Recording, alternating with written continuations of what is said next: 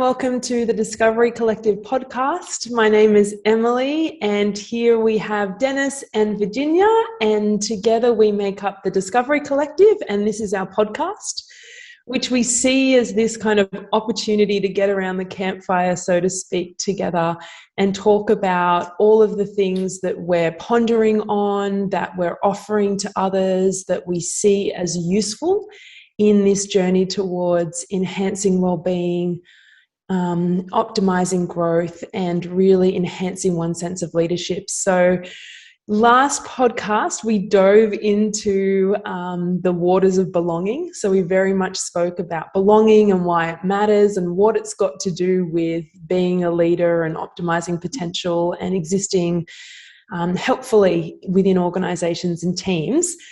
Today, we're going to cover a really big, expansive topic, but hopefully in a nice and contained way, and that's the topic of interference. So we kind of think of interference as anything that challenges or hinders one's ability to manifest their potential, to realize their vision, or to get to a place of well-being. So it's like we're all on this journey toward a vision. We're all on this journey towards living out our potential, but on that journey, we come across all kinds of things that sort of get in the way. And I imagine even as people are listening to this, whatever time of day it is, something's already happened today for you that you could describe as interference, that's got in the way of you trying to get somewhere to be the best version of yourself. So as you can imagine, interference is infinite. So we kind of need a way of helping to define it a little bit more clearly, because interference can be something that is from within you, a thought, a feeling, an emotion, a physical state, but it's also stuff outside you as well. So interference can be anything and everything. And so to really help clarify that, we've come up with these sort of 4 categories. And so the first one is obstacles. So when we think of an obstacle, interference is an obstacle, that's anything outside of us that creates a roadblock, that gets in the way. So say, for example, it was just before COVID and you were like, I'm going to go on a speaking tour of Australia. You know, I've got this new book, here I am, I've got all my tickets booked, and then suddenly there's these travel restrictions. That's an example of an obstacle, something in your environment that creates a roadblock or a barrier to you getting to where you need to get to. So that's like the first category. Then that second category we define as resistance, and that's more of an internal force. So that's anything inside you. It could be a thought, it could be a feeling, it could be anything inside you that's pulling you back and preventing you from moving forward. And so some classic examples are things like procrastination, or self-doubt, or second-guessing yourself, or avoiding the thing you know you need to do. And these are so human, right? They're all human qualities that we all have. So the resistance is really that internal force that pulls you back. Thirdly is pressure. And so pressure is any force of interference that feels like it's creating a big weight on your shoulders and it's pushing you down. And that can come from within you or outside you.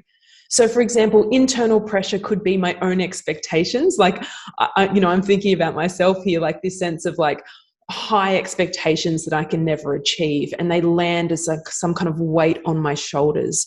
Or we can feel pressure from the world. I don't know if everyone else is feeling this at the moment, but with everything going on, you can feel like a weight on your shoulders, like everything's really heavy, and you're trying to create a new stage in your life, but you feel this kind of heaviness and this weight. So that's the pressure element. And then the final one is what we call wounds. And this is anything inside you. So it could be psychological, it could be emotional, it could be physical, any kind of injury from just being in life that hasn't yet fully resolved or healed.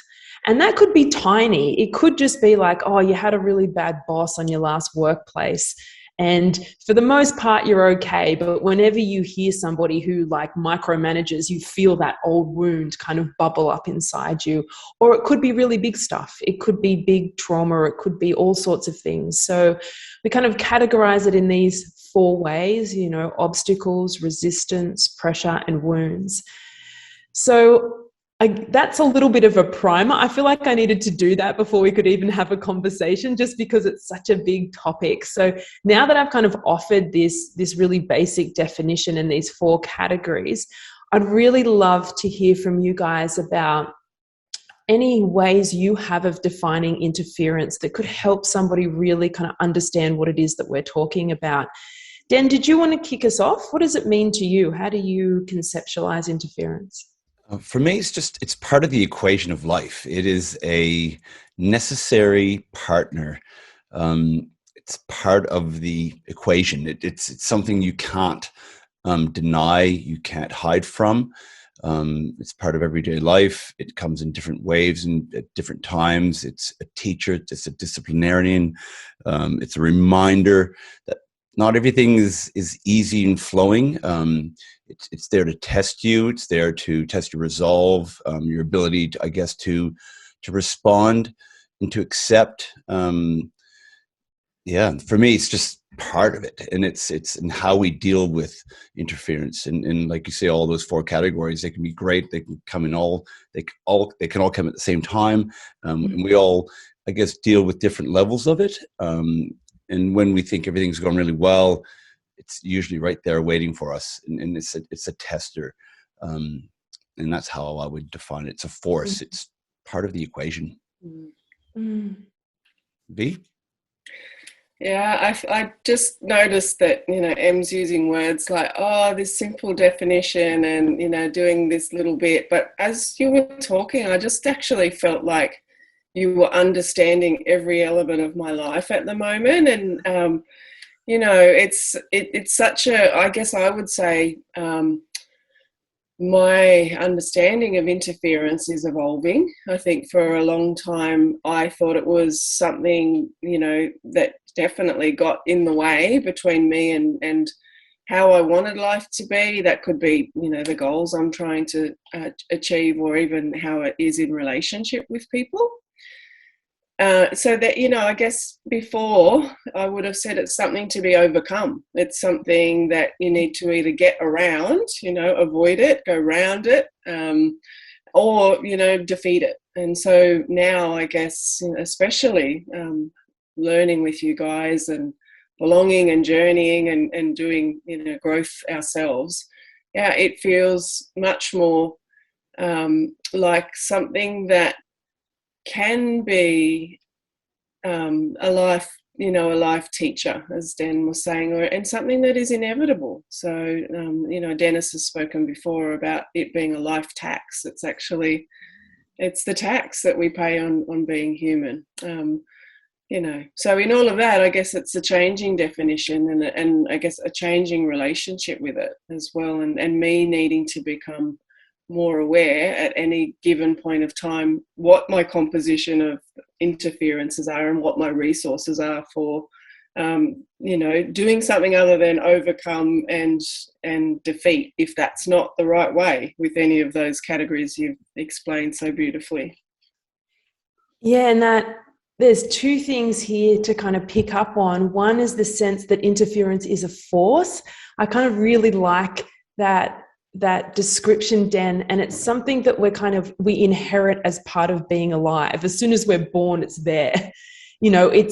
And we're not really taught or told about it. We're just expected to know what to do with it. We're just expected to have a ready-made toolkit to navigate our way through interference. And what we find is, because we're not shown, we're not taught what to do with it, we end up with just some really rudimentary strategies. And I think this is what you were getting to, V. It's kind of like we learn to either defeat it at all costs, and we treat it as an enemy that we need to battle, that we need to defeat, or we treat it as an enemy that we need to submit to.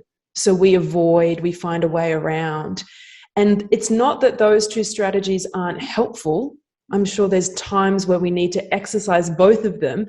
But I think what you're both getting at is that if that's all we've got, if we've only got the warrior, defeat at all costs, or the hide under the rock strategy, if that's all we've got in life, then we find that when we meet this force, like Dennis described, we actually don't have enough tools in the toolkit to be able to meet it in an effective way. And it is a part of the experience. You know, I'm thinking about now, looking around this little Zoom room that we're in, you know, we're entrepreneurs, we're psychologists, whether we're psychologists by trade or just by nature. And I would say that Den definitely falls in that category, you know, our resident kind of psychologist just by who he is and how he sees the world.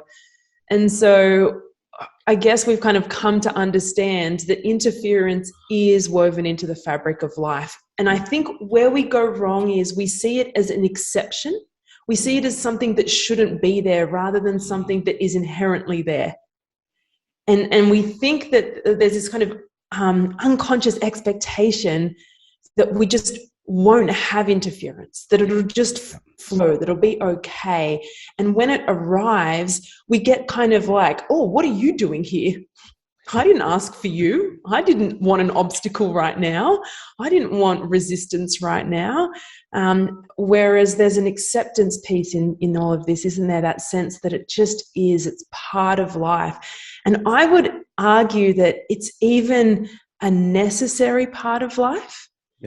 Because unless we have interference that encourages our growth and deeper learning and deeper insight, if everything just flows easily, like how do we grow through that? Like if everything is pure ease, where are the invitations for growth? And I know that interference doesn't present itself like an invitation or opportunity when it first hits us.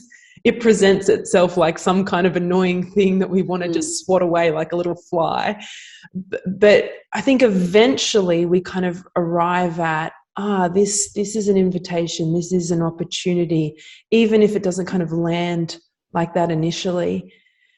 So what I'm interested in is why we're talking about this. You know, hopefully when people are hearing us talk, they're kind of getting a sense of like why this matters, why it's helpful to talk about interference. And maybe part of that is because it just is. We can't escape it. So let's talk about it. Let's find some ways to be with it. What's your, from an entrepreneurial perspective, Dan, what's your sense of why we need to be talking about interference, why we need to have some skills and mastery around this? Like, what's your experience of that? Well, entrepreneurship, like any endeavor, you're dealing with things that you have very little control over, especially with markets and businesses and competitors, and there's so much going on. People. As you both said, like you can try to combat interference. You can try to blame interference. It's just there. It's a necessary evil or whatever you want to call it. It's just part of life. And it's a tax. That's why for me, it's always been a life tax. And sometimes you pay a lot of tax. Sometimes we don't. But that tax bill always shows up at some point. It's usually when we're not, usually when everything's like, oh, we're going really well now. And it's like, oh, this thing's just arrived. And I think as leaders, that's what defines us most. It's how we deal with that interference and how we deal with people during that time of interference. So for me, it's always been acknowledging what it is, trying to understand what lesson it's trying to teach us. How do I accept? So acknowledge, accept, and adapt. That's always been my 3 A's, where acknowledge what it is, accept it's part of the equation. Why now? Well, it's now. So what do we need to do as a team? What do I need to do as a leader to prepare my team, to support my team? Can I always protect them? Yes, no. Am I better to try to, I guess, to support them, to deal or to find ways to get around? And this is where it's come to me as a teacher. And the larger, my organizations became, the higher the risk. So it's just part of what it is. And you talked about your skateboarding, Emily. Here you are on your ramp, and it's taking that next step. That's where the risk is. That's where the interference. So can I do this? Do I want to do this? Am I willing to fall over? But then I'll have the pads. And you can kind of protect up to a certain degree, but there's an element of what you don't know. And the better you are at, and Virginia said something earlier, but trying to combat it and try to fight it. And initially that's what we're always taught. Oh, you fight it, interference, you battle it, and it's going to take all your energy. It'll win.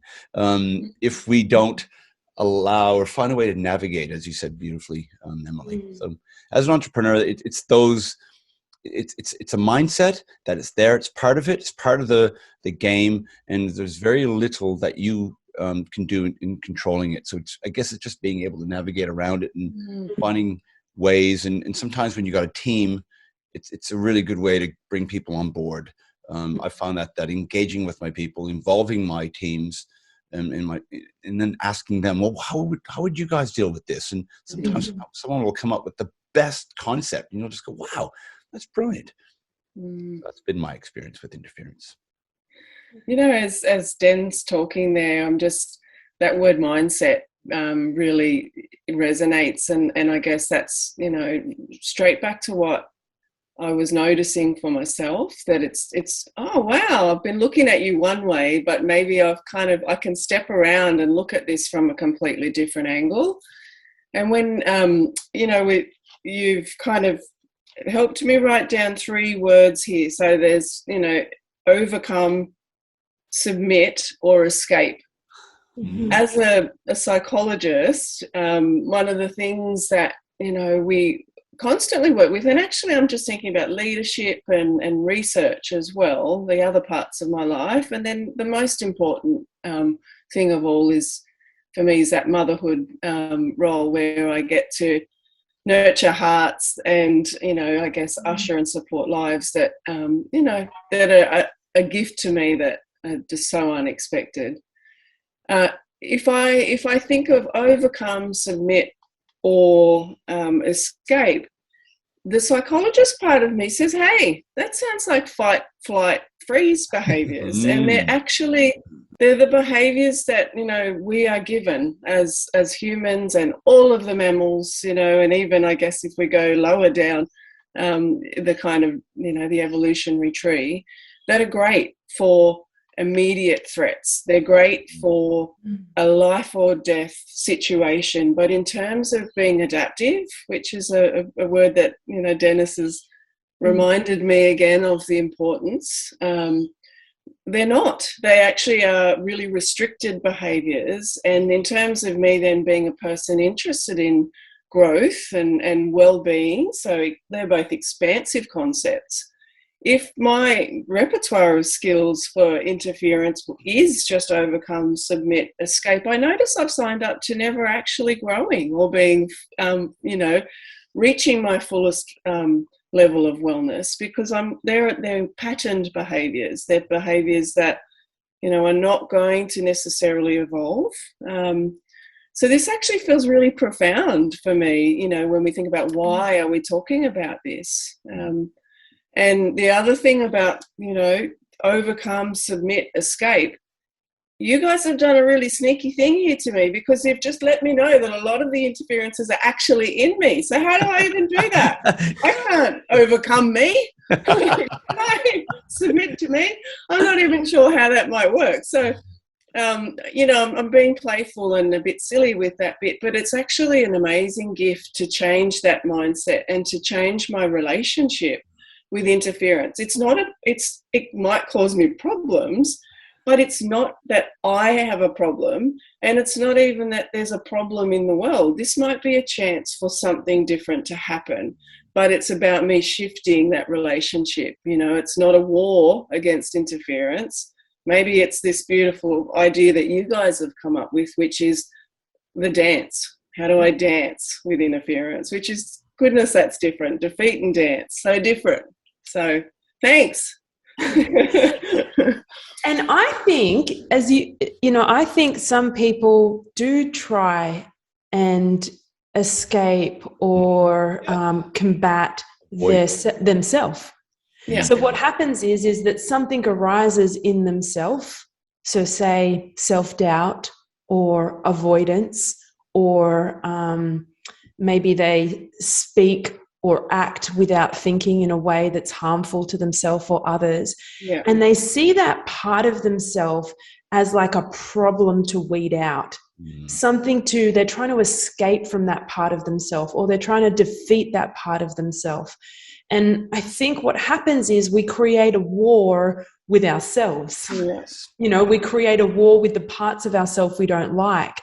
And that's, you know, the psychologist in me is over here being like, well, that's a problem, you know, and it's a problem because if we are our own ecosystem, like if within all of us is an ecosystem of selves and different parts and different experiences, what we know helps an ecosystem thrive is harmony and balance.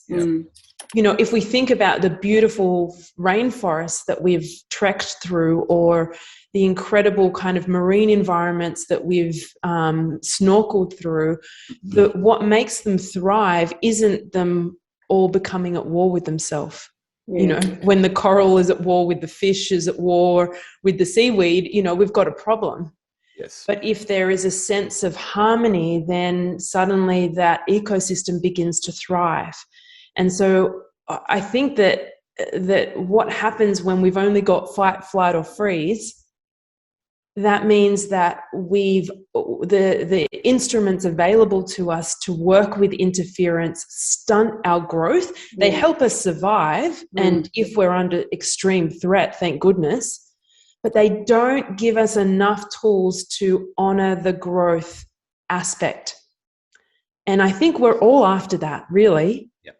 Like, I think every human being in themselves has some desire around growth, some innate feeling of wanting to expand, of wanting to evolve, of wanting to become different or more of something or less of something, and not because for the sake of it, but because there's something inherent in all of us that desires that, you know, from the child that's desiring to become an adolescent. You know, that doesn't stop when we hit 25, you know, and we're an adult in the world. I think continually, right up until our final days, there's this part of us that's like, hey, I want to evolve, I want to grow. And unless we have a skill set around interference that's something more than fight, flight, or freeze, then the growth part becomes really challenging. It's like we just get caught in the game of survival. Yes. And that's a treading water kind of experience rather than this expansive experience. Den, what's your sense of how interference is playing out in the world at the moment? And I'm asking you this because you've got this really unique perspective of being in the business world at the moment. You've also got this unique perspective of being very reflective of what's happening in the collective. If ever I want to have a rich conversation about what's going on in the collective world at the moment, I know to always kind of come to you, and you'll have some really deep insights on that. What are you noticing about interference and how that's operating in the world at the moment? I find it's a blanket over everything currently. Everyone's being affected by it. It's a common thing with we've got pandemics, we've got so many different opinions on how to approach this and what I should do and what you should do, and I think interference the level's gotten really high. You said something about harmony, and I think there's a lot of disharmony currently right now, and when there's disharmony, I think interference gets greater. It gets stronger, it becomes more prominent, and the frequency is higher, so people relate to it higher. And there's a lot of soapboxes, and there's a lot of narratives that are being shared, and you must, and you should, and I'm doing this and I'm doing that. And you said something really powerful about the avoid thing. You know, even when we talked about the overcome, submit, or escape, sometimes we need to gather enough energy to be able to I guess face the interference, because maybe I don't have all the skills, and for me it's the resistance thing. So I have I have challenges within that I have to work towards. And sometimes I'm not really ready for that day. So the dance, I'll just avoid the dance part. I'll stand in the corner and hope I don't get asked to dance at that point. But when the music kicks in, when it's that song, that tune, I'm best at dealing with interference. And currently right now, I've got COVID fatigue. I think a lot of people have. It's really pressing down. I can't go back to Canada right now and see my mom. There's a lot of things, we're coming to an anniversary right now, or my dad passed last year. So there's something that I'm having to deal with.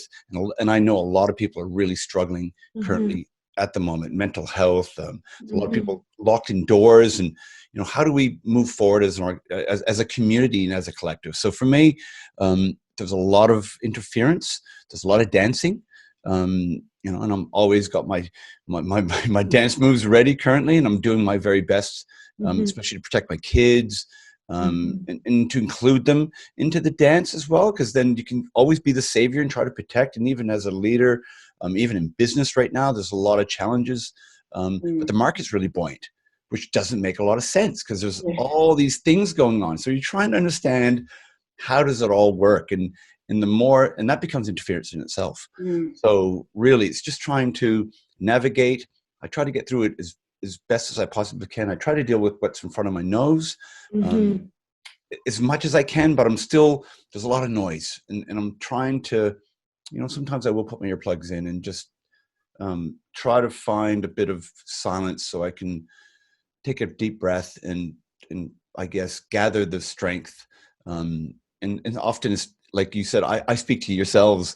I have conversations going, okay, Emily, I need the optimist now. Where are we going with all of this? I just need that little sense of hope. And often it's that little seed of hope that I know it will get better. I know we'll get stronger as a collective, that holds me. And it gives me hopeful, and it allows me to keep dancing. So it gives me that energy to keep moving.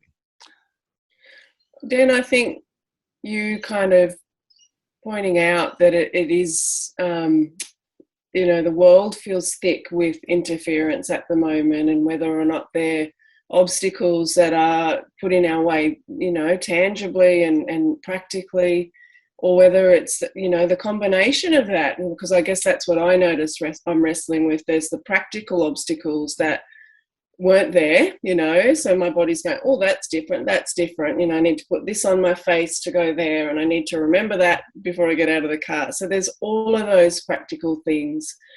Then what that does in terms of my own resistances, so it's like a cumulative effect, and I think you pointing that out is such an important and liberating thing, because we're all coming to the world, with our own, in our own selves, and to hear someone else go, hey, it's thick out here right now, the resonance is too high, or I can feel this heaviness, and then all of a sudden it's like, oh wow, good, it's not just me. So thank you, for being so courageous and insightful, as Em points out, that to say that, because I think that's really empowering for so many people, because otherwise it's like, what am I doing wrong? And I guess the other thing about why this is so important is that it's, and I guess I need to kind of go back before I answer my half-answered question here. I don't want to send the message that escape is never the right thing to do, just as I think that's what you were saying, Dan, that, at the moment, maybe while the world is thick with interference and things feel hard on the outside, hard on the inside, it's okay to go and curl up and read your favourite book, to, lie next to your puppy and just pat, or to be in nature, to do whatever it is, do a new skill, move the way Em is on her very courageous skateboarding journey. It's okay. And for me, the thing that, I'm noticing that has come right to the front of my mind, and certainly the very top of my heart, is asking myself, does this serve me well? So if escape is serving me well at the moment, and that's about what, we're going to go back to values, and that's the way you'll find it with me. I kind of, things always go back to, what do I want to stand for? What do I want this moment to be about? And if avoidance, or what did we say? Overcoming, submitting, or escaping are actually the best way for me to move towards the things that are expansive, that I want to model and lead in the world and that lead to well-being in my family. Absolutely, I will choose that. But I guess we're saying beware with this thickness at the moment of things just getting stuck and it becoming, I am going to defeat you because you're part of the interference in my world, and I'm going to blame you, and, I need to overcome others, because just as much as that's a horrible fight in myself, sometimes I do have things I really want to change. But if I'm going to be at war in myself or at war in humanity, how long can I do that and that be growthful and serving me well? So I guess that's, how I'm sort of feeling and thinking about it. And really, when you've said, Em, about expanding the repertoire so that my toolkit's not just submit, overcome and escape, that's what I hope people will take from our little chat today, that, those aren't necessarily bad tools, but if that's all you've got, how growthful, how well, and how much modelling of the things that you want people to follow are we going to be able to do? So the question then for me is this tool I have, or is this way of dancing the one that fits the situation? Yes. It's not, is this tool any good? Because in some circumstances, the tool is great. In some circumstances, the tool is harmful. In some circumstances, the tool's just ineffective. Yeah. So I think about this in terms of the qualities we have within us. So, for example, I have a really high level of persistence. I'll just keep going.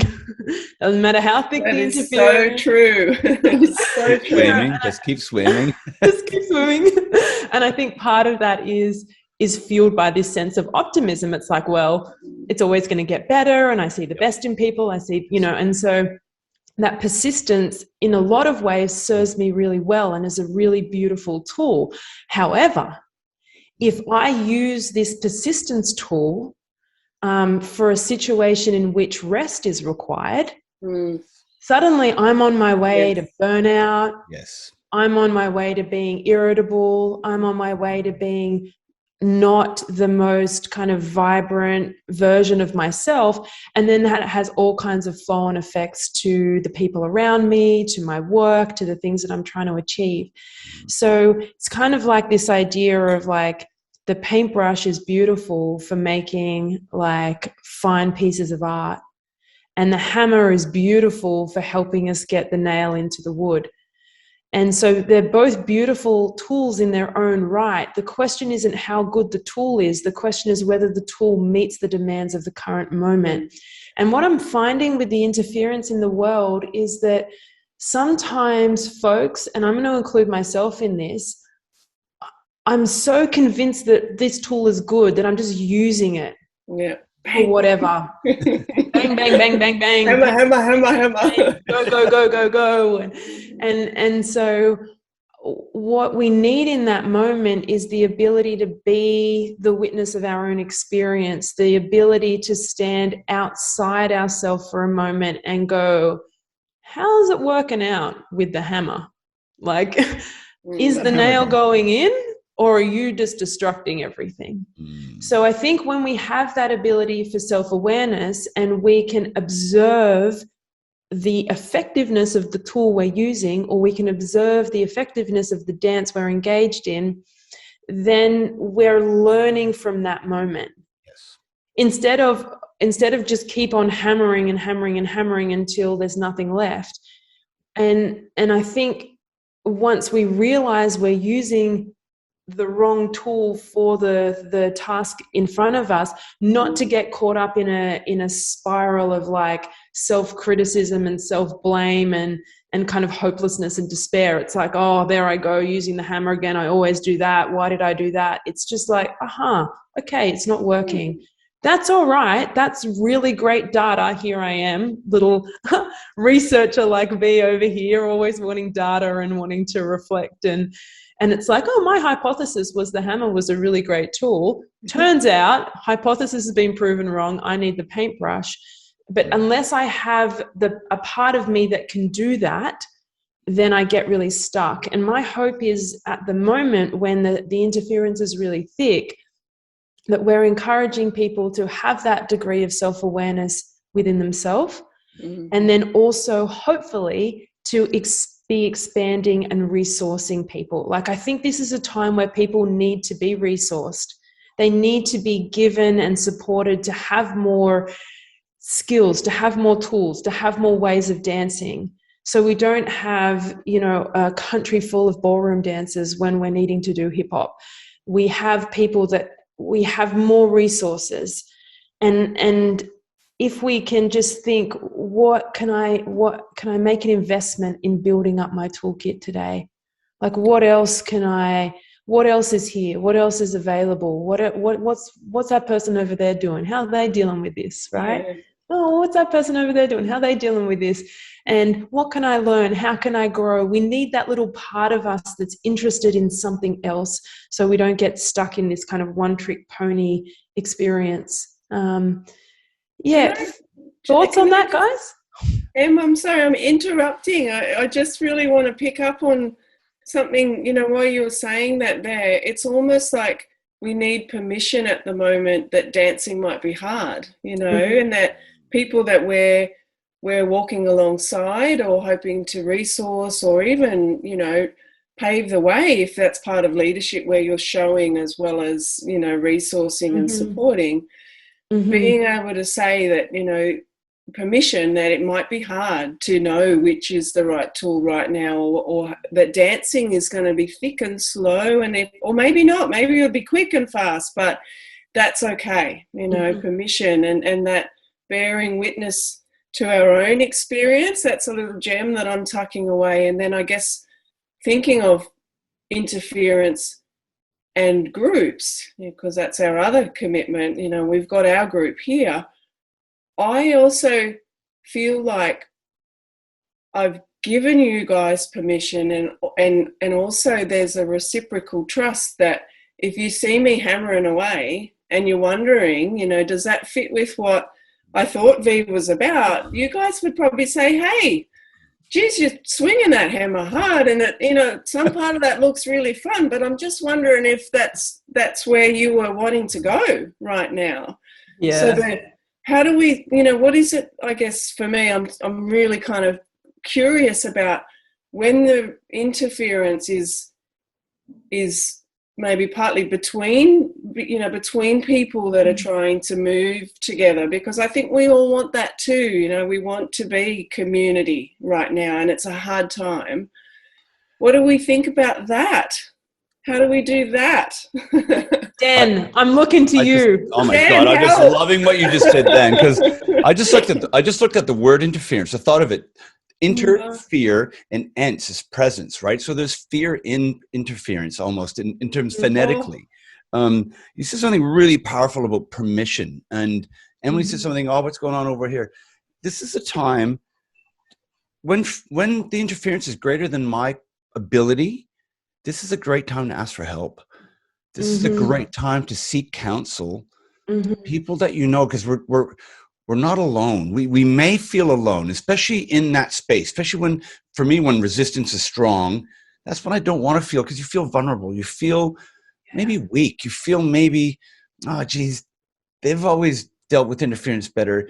They just look like they're maybe dealing it with better. Like it's an appearance thing. Some people can put masks on forever. But when you have the courage to be able to ask, or you've got the courage to challenge and to have that dance, because sometimes it's a marathon dance. Some interference comes in fast and thick. And as I said earlier, like there's a blanket now. There seems like there's a big division amongst, oh, you should do this or you should do that. And maybe that's not applicable for me, or maybe that's not applicable for you, but what's best for us? And sometimes it is that acceptance, is that the courage to be able to go, you know what, I don't feel strong enough right now.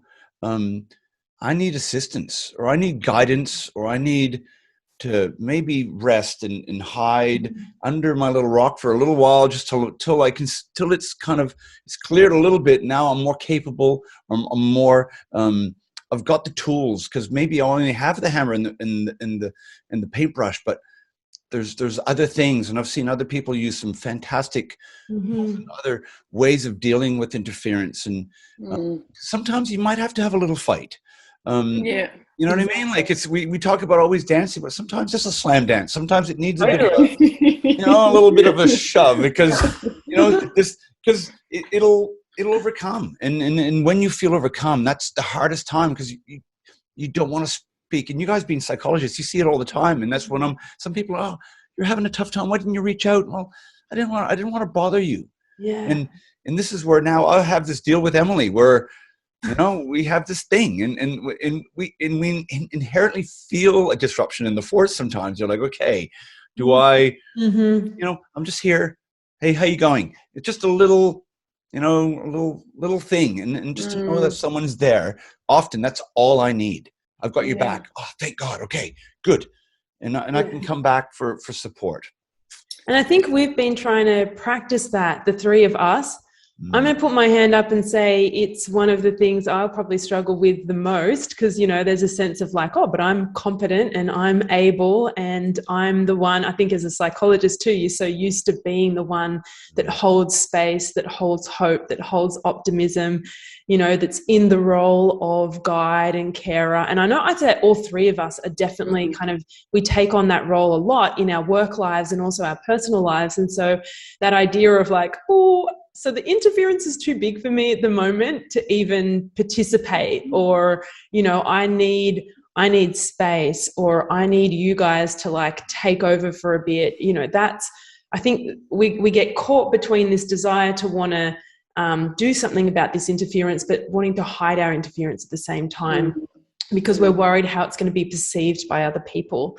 And I think this comes back to that psychological safety piece. If we've got enough safety within our teams or within our communities or within our families or whoever that collective of people is, then we can practice putting our hand up when we're getting slammed by interference and like, I don't got this. Like at the moment, like usually I've got it, but at the moment I just don't have it. I need this from you, or I don't even know what I need at the moment. I just need you to know that this is where I am. I've got no clue. Yeah. Right. And I think it's that ecosystem experience. And I think we need, coming back to our last conversation about belonging, the better we can get at belonging, the better we can get at being in true, genuine collaboration with other people, even in our darkest hour. I think that gives us probably the richest tool we could ever ask for with interference. Yeah.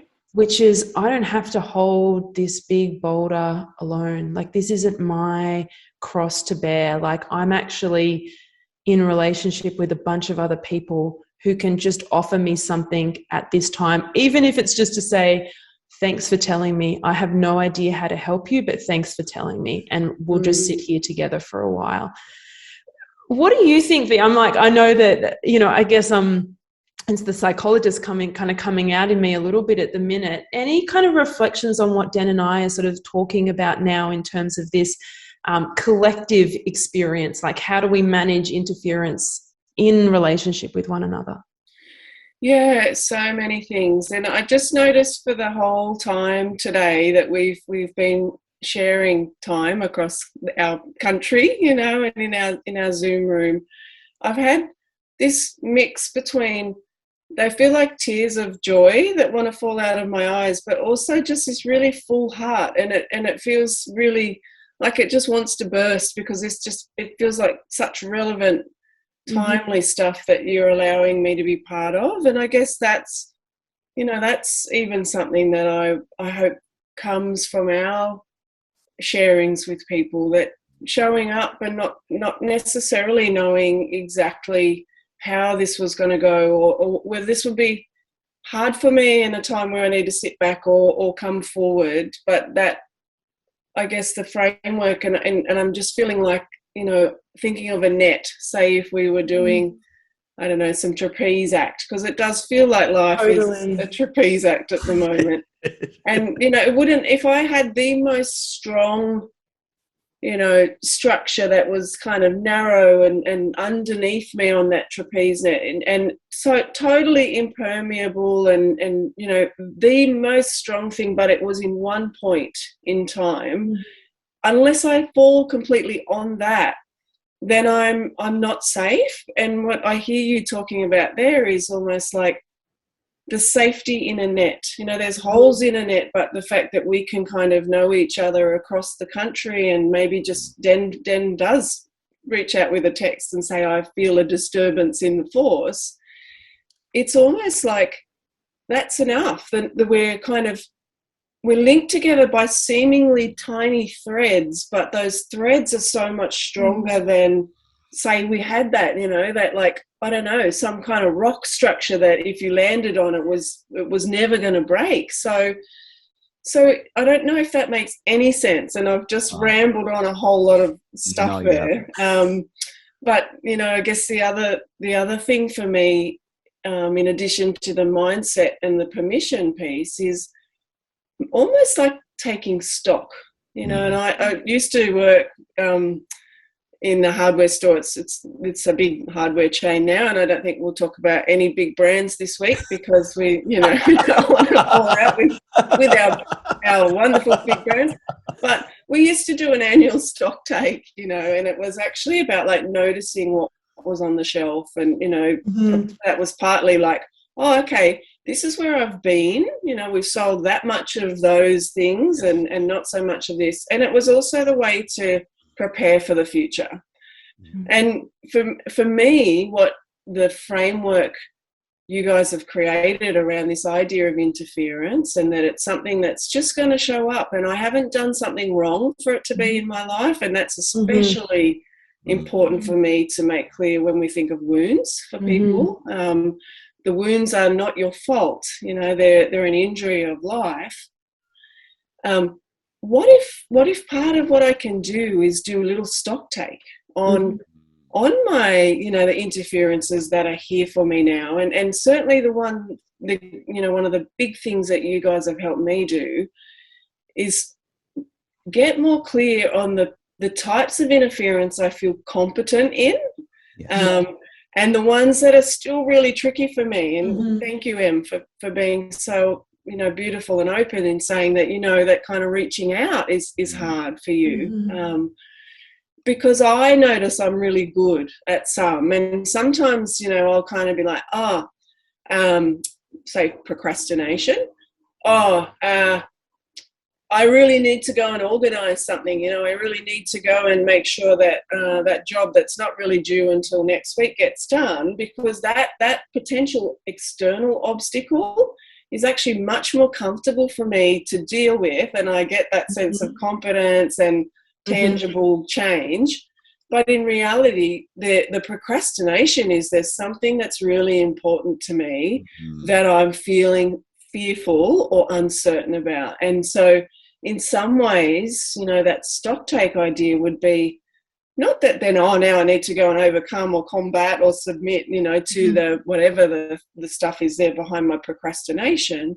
But I wonder if that's me building my skills, you know, that's a bit more like, well, what's the dance that I need for working, you know, with and in procrastination, because I've got one for the obstacles, and I love working in, you know, the space of obstacle interference, but those internal pressures, the between people pressures, and certainly the parts of me where I'm injured and it hasn't had a chance to heal just yet.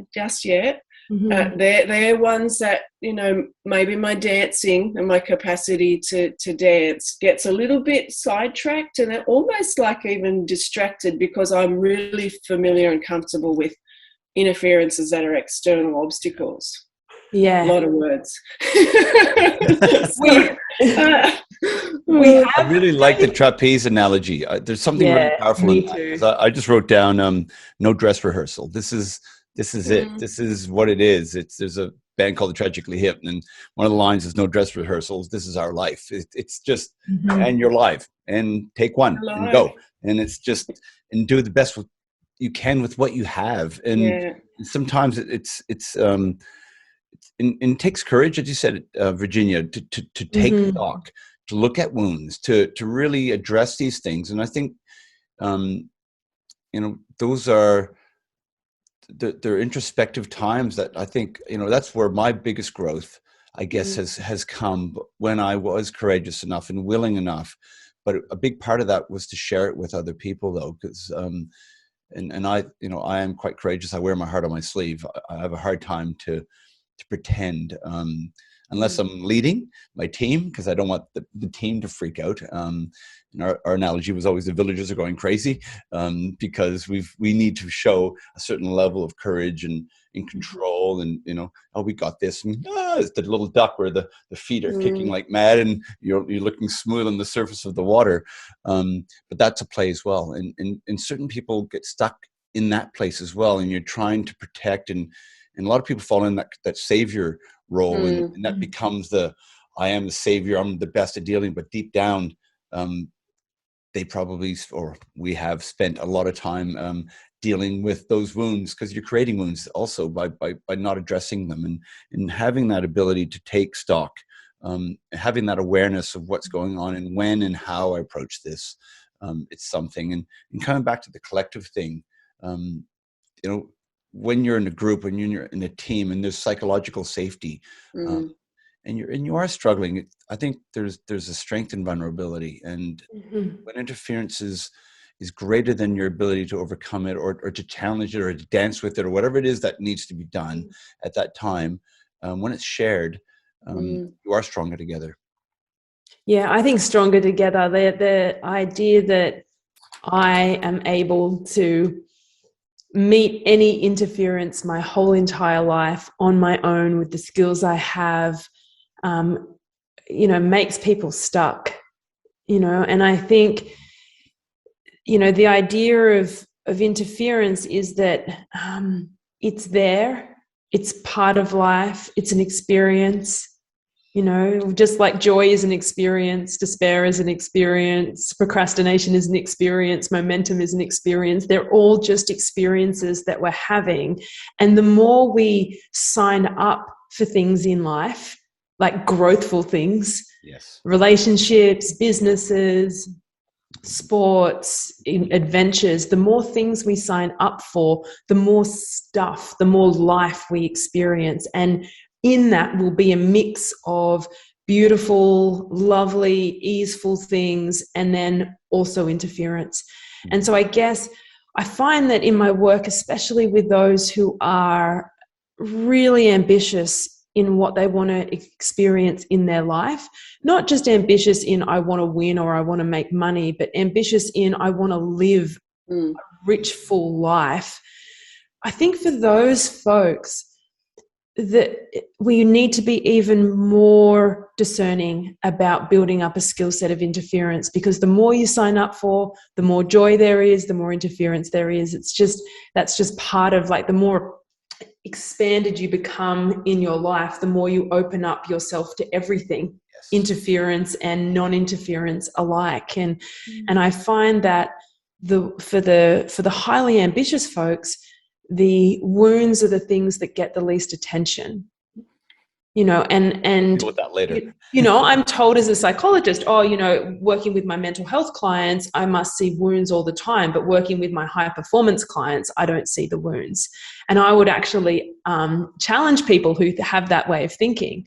And I would say in my high performing clients, there's often we kind of come to all of these wounds that have existed in this person, that they have used as a source of strength and a source of resilience and a source of drive, and a source of compassion, but they still need tending to.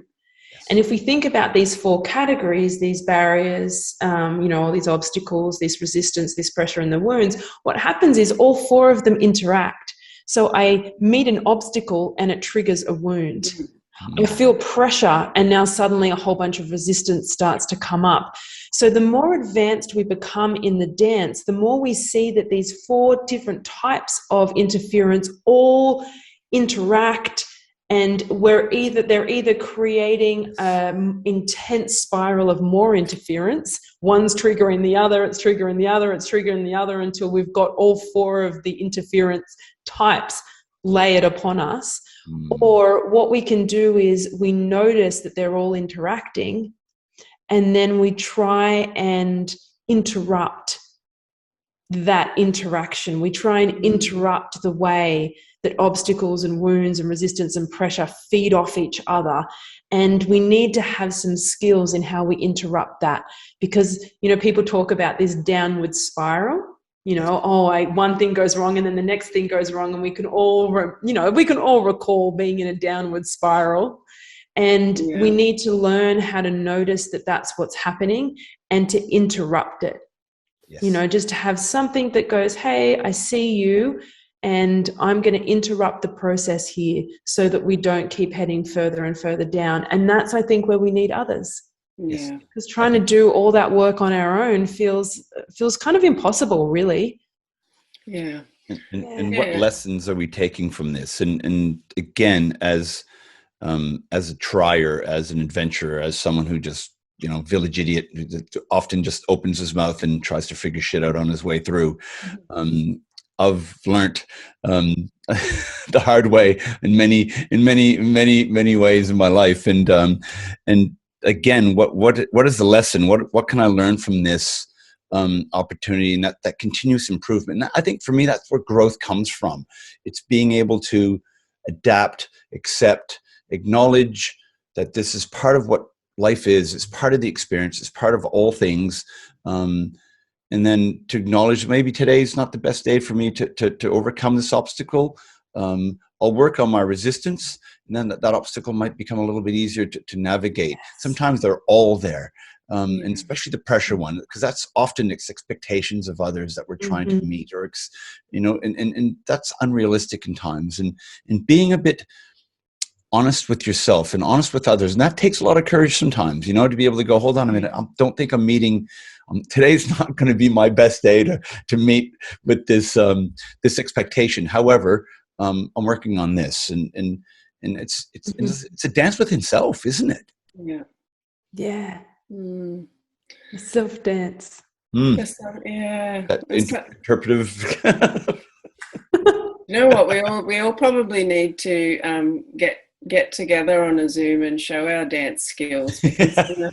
Let's see what our combined repertoire is. And dance floors are funny places, aren't they? Because there is the coexistence of so many different ways of moving, but it's all with the same purpose. Everyone on that dance floor, are there because they're connected with the music, or there's something right down at the foundations that means that in this space and in this time, we're sharing this experience together.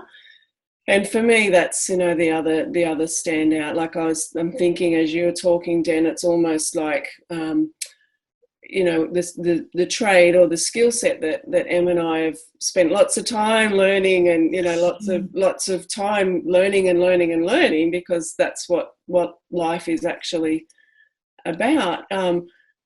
First of all, there needs to be almost like the permission that it's okay to start noticing, and it's not a shameful thing that there is obstacles, or you're not where you deserve to be, want to be, not at that unrealized potential yet. And I'm, I think that that's true for individuals and teams and families. Every time we're anywhere, if we're okay, we've got permission to take stock and to say, where am I, and is that where I want to be? And it's not a thing that you're going to be shamed for. Then we can start to do the observing and the noticing, and whether that's me and myself, that these particular kinds of interferences are really still very tricky for me. It's really very hard for me to say I need help, or Yes. to be able to be around people when certain things are happening, then I've got a sense of it, because insight, being able to look in and accurately know where you're at is underneath every form of growth or therapy or whatever you want to call the work that we all do. And then, we can start to go, well, what are my tools? And so we might call that skills development. If we're thinking from a psychological perspective, we would, adopt training or whatever we're going to do when it's our day-to-day life. But then again, that permission to review and to say, hey, what do you think about, I've been trying this new thing, what's your feedback? And that's not a shameful thing. Hey, what do I think? I still notice escape is super important to me when it comes to this kind of interference. What do I notice? What do I think? What's similar? What's different? And, I guess I feel the flexibility around what we're offering and what we're saying here, rather than where we kind of, well, maybe not you two. You guys may be way more involved than me. But where I started with this whole interference thing, it was like overcome or get around it. Do everything you can in life to not be subjected to this interference, or you need to defeat it. Mm-hmm. My goodness, look at the different breathing, even in that, and look at how many more options there are for me and for everyone when I can still have that. I can have, overcome, submit, escape. You're hardwired to have those things. But if my toolkit can be so many more things, I wonder what that's going to be like, and then I wonder what that's going to be about. And again, that's the values for me. If it is about, we do need to overcome, this obstacle, or that, that person in this point in time is something that we need to, I don't know, I guess when I'm playing football, I do want to overcome, the opposition. Exactly. I don't want to go, oh, cool, that's really cool, But in that point, that's the right tool. But what else? Am I also a trier? Am I also a connector? What are the other tools, and how am I going to label them so that I can start to share that with the people that, are around me, and they can help me know whether I'm using my tools. And sometimes the humorist has helped me from time to time. Is being able to have that giggle and laugh and just go, what else have you got now? You know what I mean? Like, it's seeing the humor behind it. And that's where the Village Idiots has served me well on time to time, to be able to laugh at myself and be able to see it as, hey, you defeated me this time. What can I learn? Dust off, move on. Yeah. Isn't it amazing too, like that? We've talked about this last time in our conversations of, when we're not recording them, are often about curiosity and playfulness and all of that, that we can be awkward, or we can be uncomfortable, discomforted, when there is permission and when there is safety, that doesn't mean my seat at the table is going to be taken away, or that I'm no longer welcome, and that permission to self as well. And I guess that's when we think of wounds and interferences, I put my hand up and say that that's one of the hardest ones for me too, to actually give myself permission that today I might just be going through the shit, not knowing how to negotiate, but I'm going to show up. Yeah. I'm going to do my best. It's going to be about those values. And that's okay if I get shit on my face. I try not to get it in my mouth, because that's not going to be great, but shit, and if you do, on my face. It's part of how you deal with it. Yeah. And I'm in all of this, like, I keep coming back to, why are we interested in this? Like, we're actually asking ourselves, and also anyone who's listening, we're inviting them into a mammoth task. We're like, right, for the rest of your life, be curious, be compassionate, give yourself permission, face your interference, learn how to dance with it, build a skill set. Like, we're asking people to engage in a lifelong journey that will involve high levels of discomfort and challenge. And I keep coming back to like, well, what's the point of that? And there's the individual benefit that comes from it, as in that person like learns to navigate life in a more resourced way, and therefore they can get closer and closer to their most expressed version of themselves and their highest vision. So there's this individual benefit. But I think there's also a collective benefit, because once I know how to manage and deal with and navigate my own interference to the best of my ability, I suddenly become very useful to the world. Right. I become really useful to my loved ones, to my community, to my team, to my organization, to the clients that I'm serving, and to the community. And I think if we're looking to progress our collective, if we start from the inside, if we start by building ourselves up to be really resourced around interference, then we can collectively start to confront the big collective interferences that we need to, right? The injustices of the world, the like the fact that all of these things are happening to our climate. Like, how can we be expected to meet these big global interferences if we ourselves don't have the tools it takes to navigate our own resistance and our own wounds and all of that kind of thing? And so hopefully there's a big goal in all of this as well. And I guess that kind of comes back to my why. What are you guys thinking now as we've done a round the world tour of interference that's like gone from the self to the collective to teams to family to personal, and we've really kind of taken people on that journey?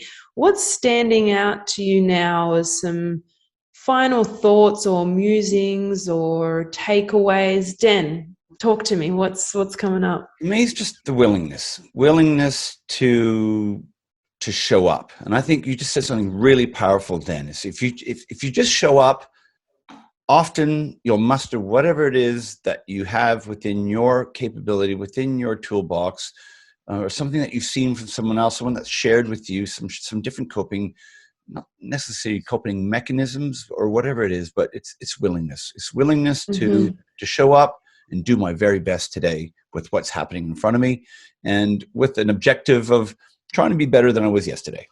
Yeah. That's my daily approach. Mm.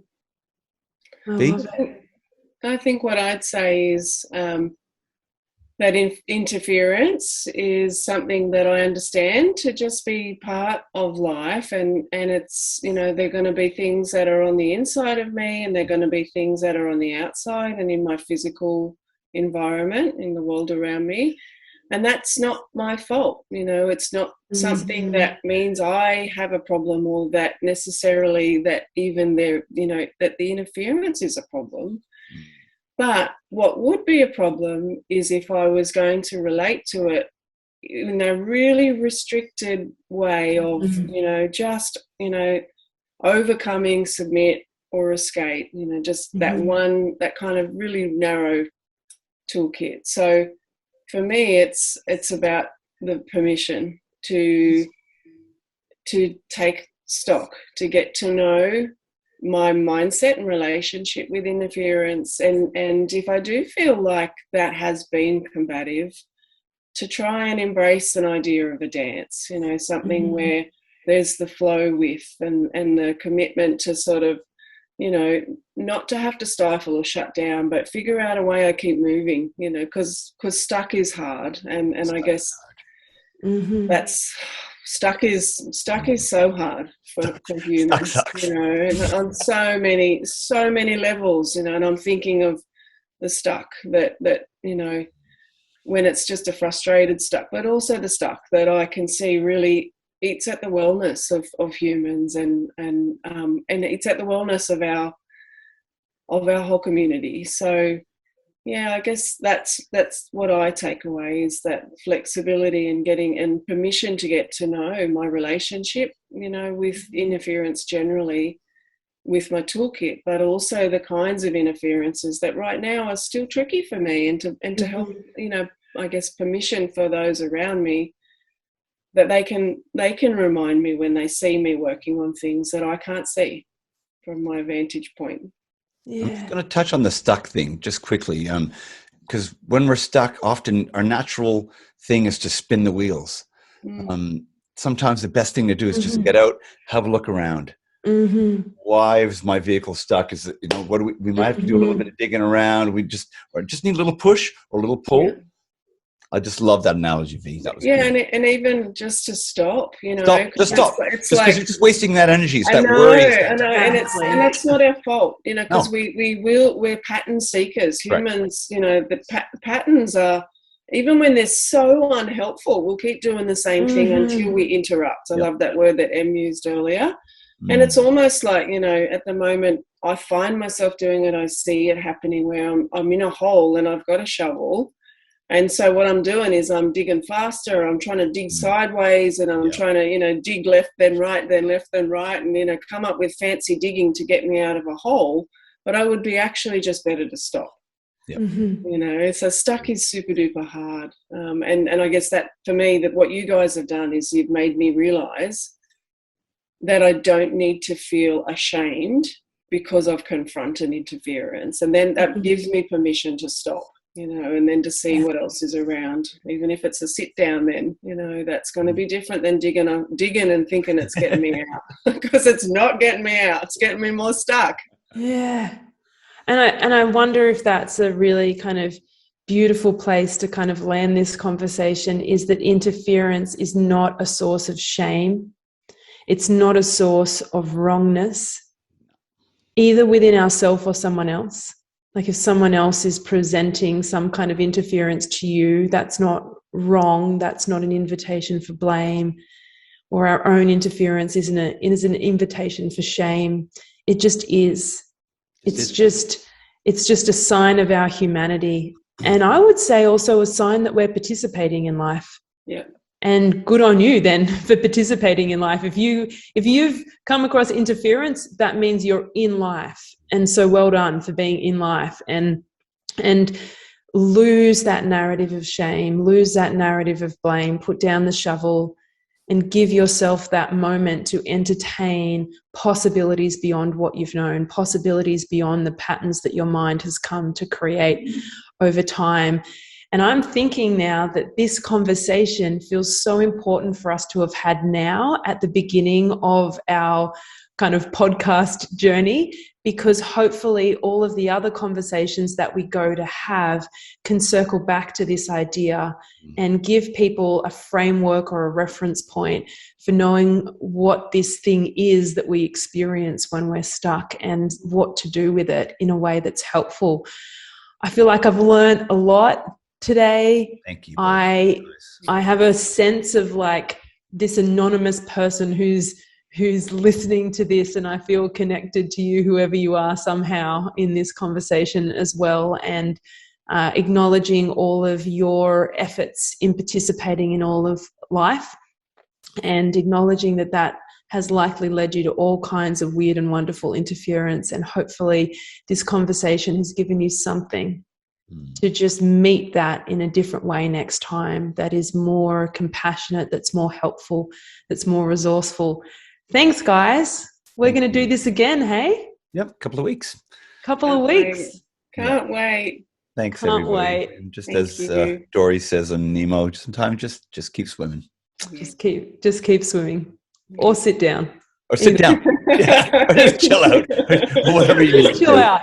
All the things. All the things. Thank you, Thanks, guys. everyone, for listening, and we'll be back in a couple of weeks. Take care. See you guys. Take care. Bye.